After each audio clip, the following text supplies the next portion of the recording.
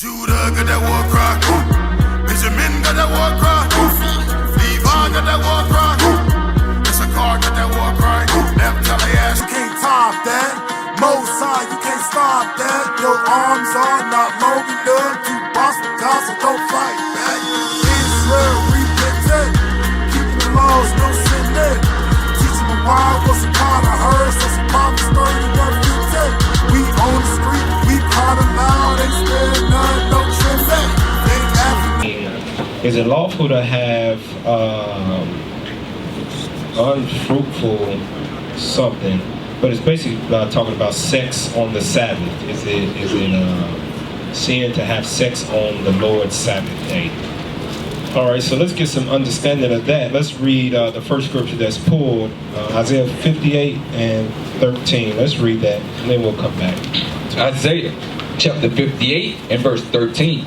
If thou turn away thy foot from the Sabbath, from doing thy pleasure on my holy day, and call the Sabbath a delight, the holy of the Lord, honorable, and shall honor him, not doing thine own ways, nor finding thine own pleasure, nor speaking thine own words. All right, so reading that, you would think that not doing thy own pleasure, it would go into sex and things like that, but it's not actually talking about that. We'll come back to it so you can get the understanding, but it's actually, it's only 4 times that you cannot have sex in the Bible. So actually, we're gonna extend it to 5, because if you ain't got a husband, you shouldn't be having sex.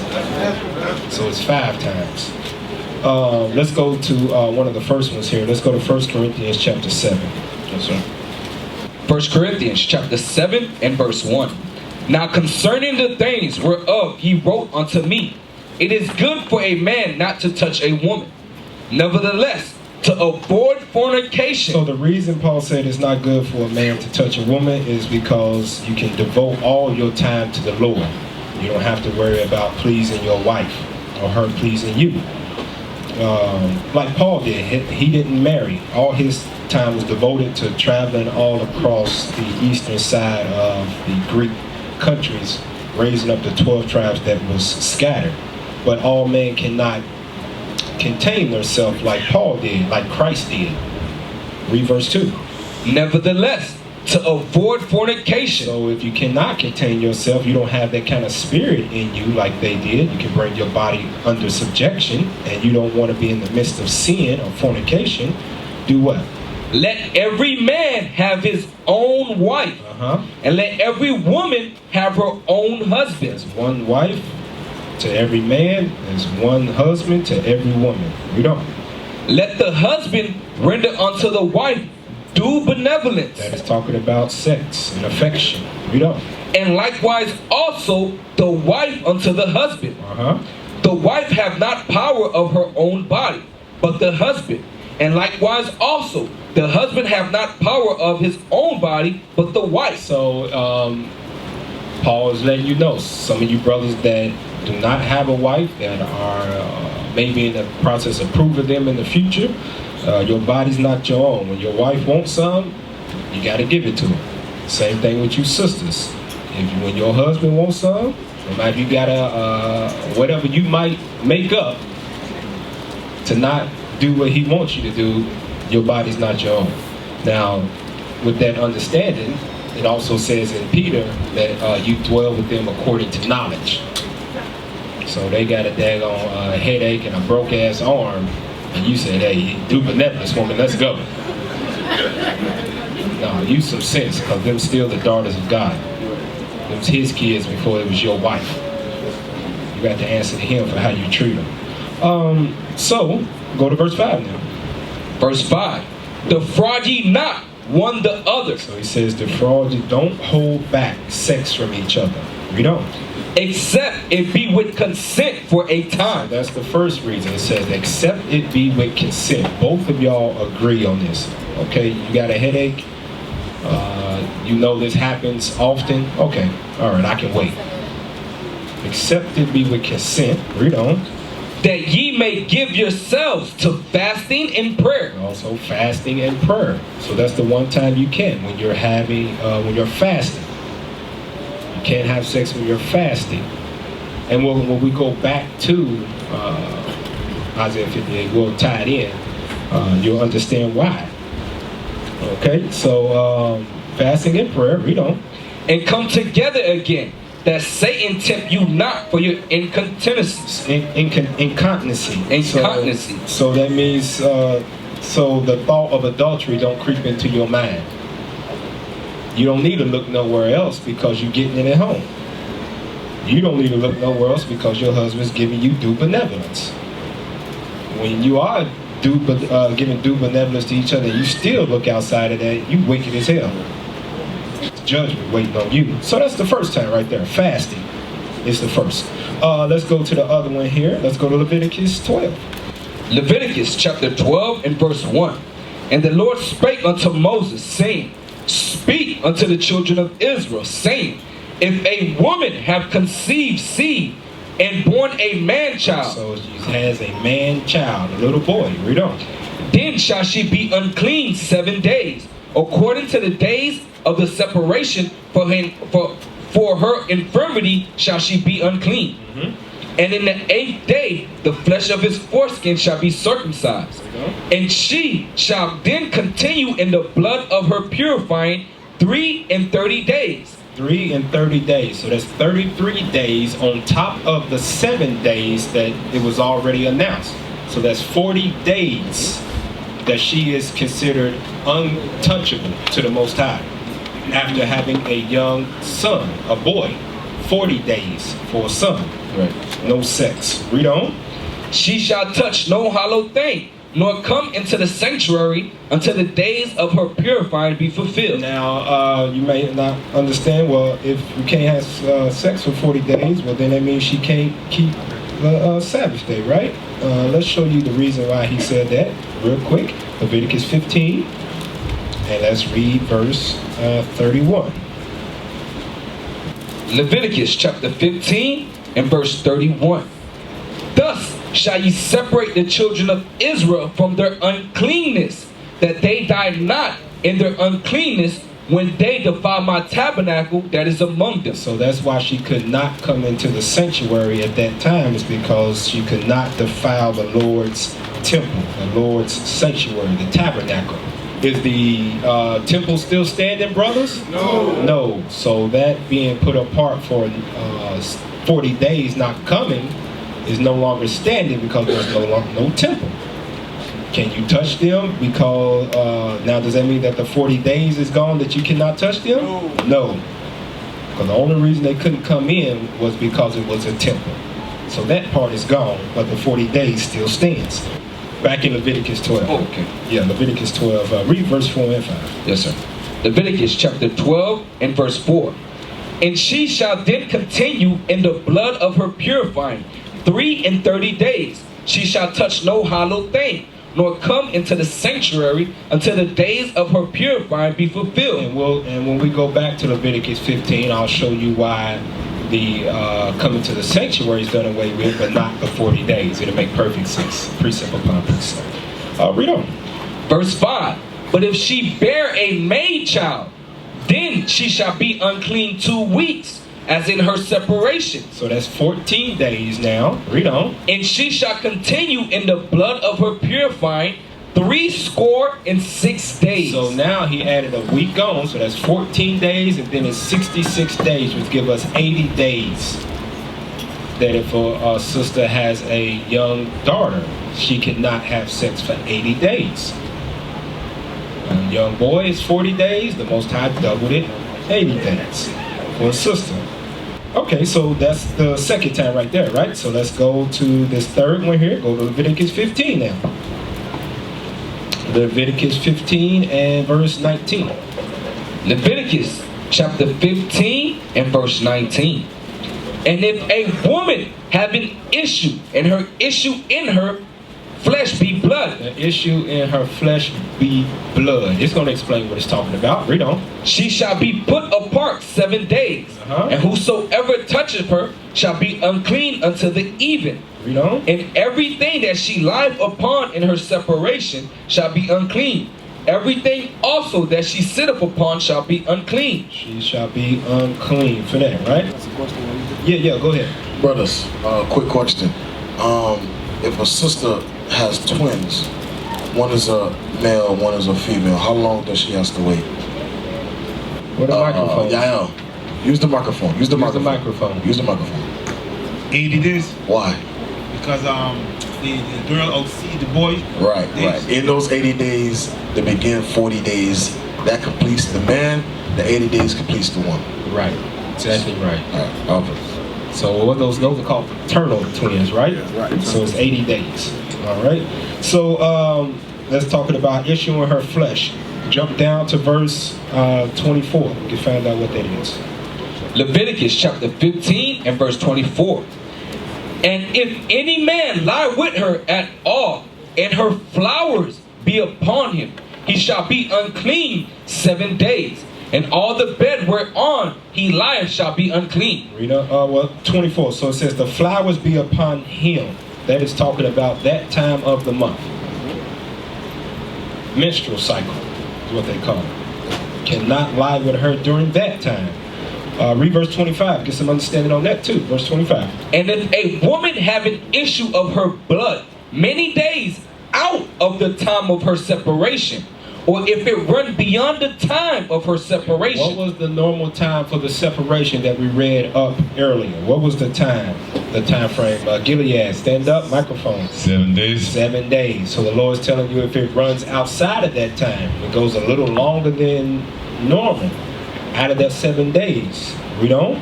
All the days of the issue of her uncleanness shall be as the days of her separation. She shall be unclean. You got to wait another 7 days is what the Lord is telling you.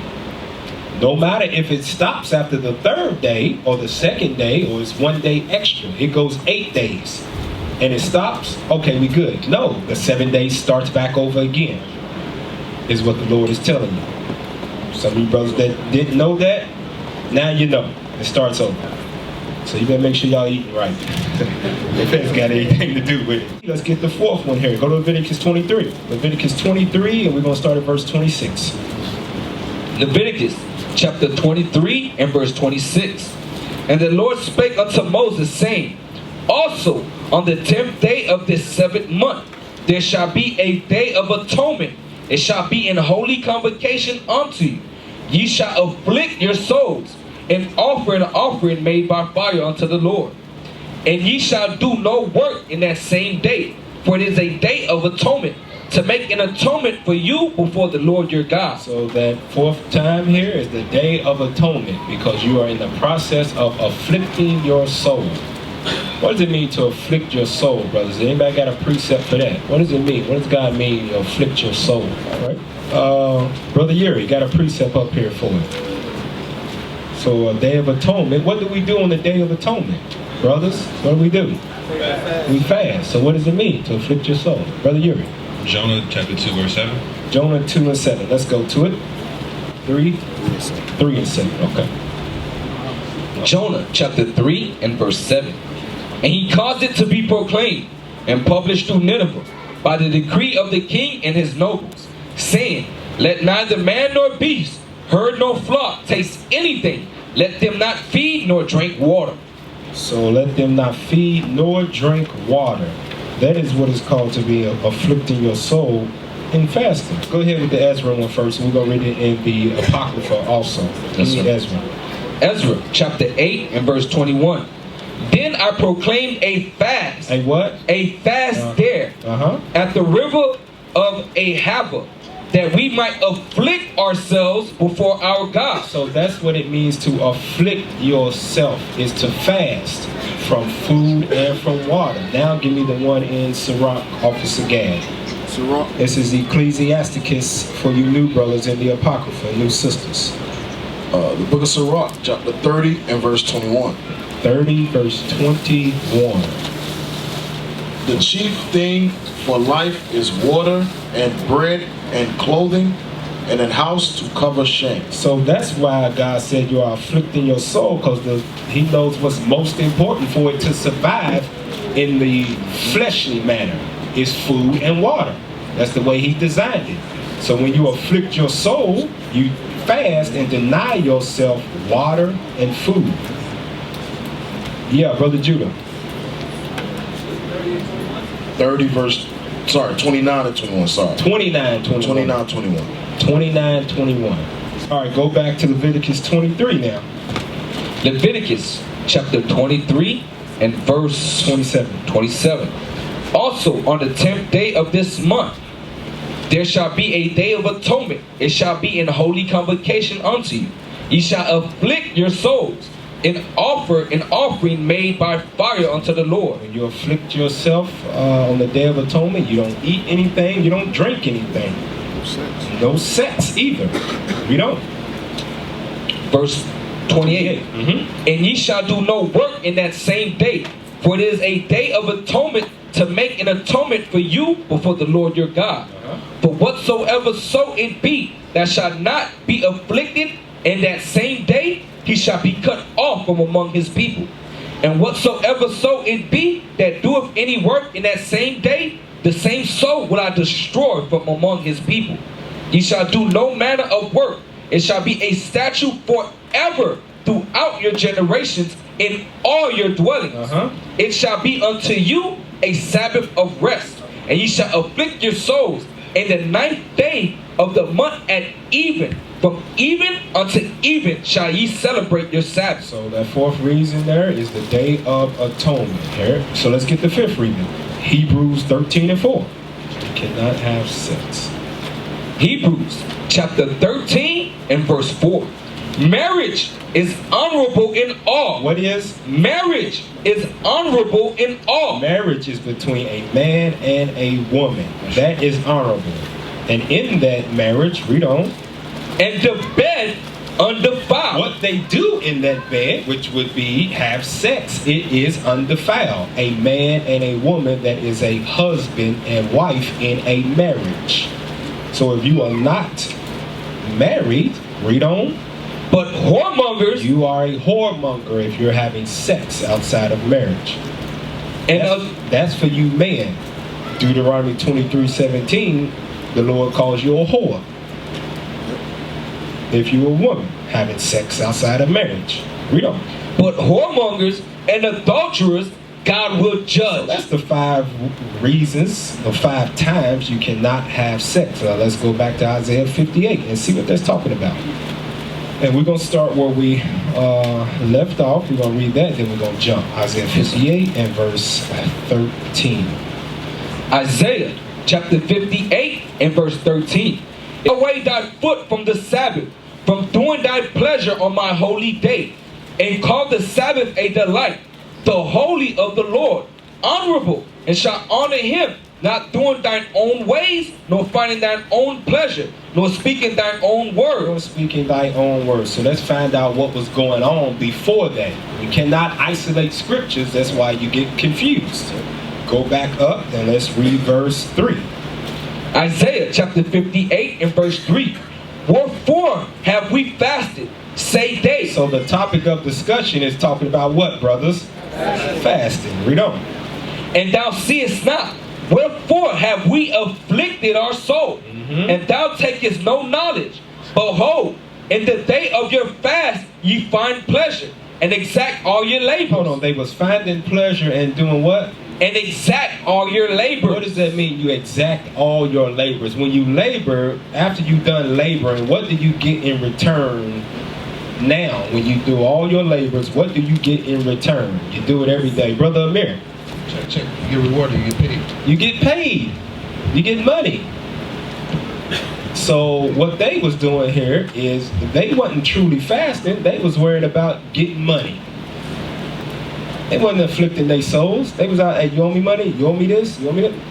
Pay me my money. Exacting, what does it say right there? Exact all your labors. Read on. They were doing that. Read on. Behold, ye fast for strife. They was arguing. They was out here fasting and walking around arguing. They ain't got nothing better to do. Read on. And debate, and to smite with the fist of the wickedness. So they was doing what? And to smite with the fist of the wickedness. They around here fasting and fighting. Read on. Ye shall not fast as ye do this day, to make your voice to be heard on high. That's going back to the strife, walking around arguing. Read on. Is it such a fast that I have chosen? Did God say this is how you're supposed to fast? No. The fast is you're supposed to afflict your soul.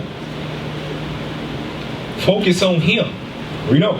A day for a man to afflict his soul? Is it to bow down his head as a bulrush and to spread sackcloth and ashes under him? Wilt thou call this a fast and an acceptable day to the Lord? Is not this the fast that I have chosen? To loose the bands of the wickedness? So now he's giving you what this is how you're supposed to fast. To loose the bands of wickedness is when you in, for an example here, you are going through some type of spirit that's on you.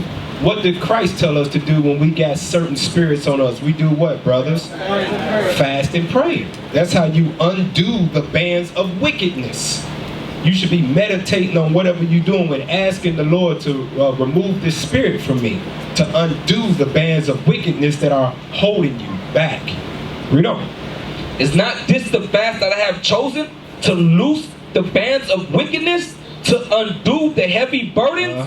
And to let the oppressed go free? That ye break every yoke? Read on. Is it not to deal thy bread to the hungry?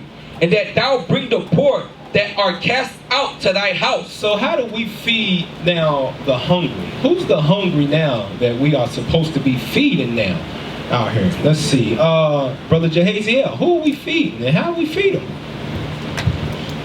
Our lost brothers and sisters in the streets, and we feed them through our teachings on... Exactly right. That's why Christ asked Peter, he said, do you love me? He said, Lord, thou knowest me. Well, then feed my sheep. He wasn't talking about start a food line and bring everybody in, because we read in Tobit, he said, those who are mindful of the Lord, go get them. So we feed them through the knowledge and understanding of who they are. Read on. When thou seest the naked, that thou cover him. The naked means sin. Read on. And that thou hide not thyself from thine own flesh. Don't act like you don't see him. Turning the other head.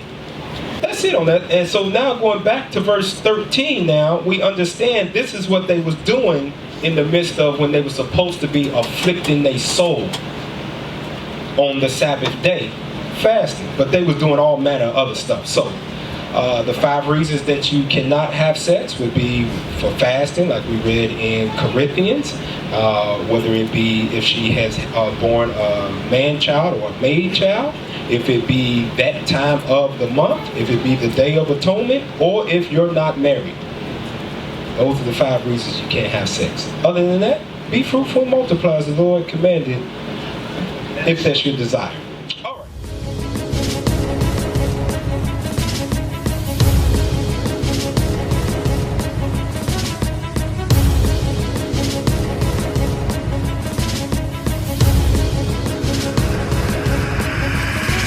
Shalom, Israel. I'm Elder Nathaniel, Israel United in Christ.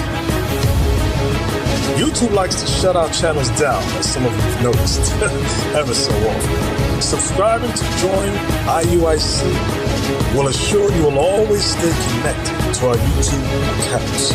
We want to do our best to make sure this truth gets out.